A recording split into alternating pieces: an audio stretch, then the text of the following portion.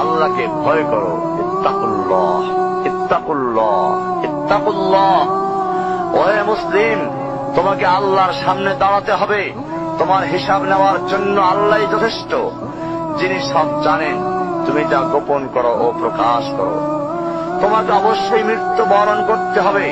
যখন তুমি দুনিয়ার সব কিছু ছেড়ে চলে যাবে, শুধু তুমি আখিরাতের জন্য যা সঞ্চয় করেছো তা নিয়ে সাবধান হও তোমার শেষ আমলের ব্যাপারে।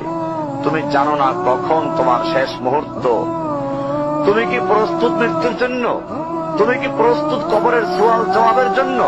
তুমি কি প্রস্তুত ভয়াবহ কিয়ামতের জন্য, হাসরের ময়দানের জন্য, হিসাব নিকাশের জন্য, আল্লাহকে জবাব দেওয়ার জন্য, মিজানের জন্য? তুমি কি প্রস্তুত চুলের চাইতে সূক্ষ্ম, তরবারির চাইতে ধারালো পুলসিরাতকে পাড়ি দেওয়ার জন্য? ভয়ঙ্কর তুমি জাহান্নামের ভয়ঙ্কর আযাব থেকে আত্মরক্ষার জন্য কাজ করছো তো?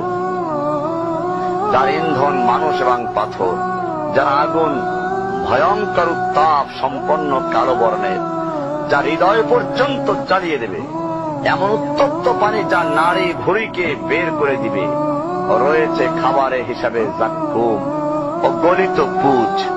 জাহান্নাম অসম্ভব গভীর, ভয়াল জায়গা, কঠোর হৃদয় ফেরেশতারা নিযুক্ত, যেখানে শাস্তির মাত্রা বৃদ্ধির জন্য শরীরকে অনেক বড় করে দেওয়া হবে। চামড়াগুলো জ্বলে যাবে, বের হতে চাইবে, বের হতে পারবে না।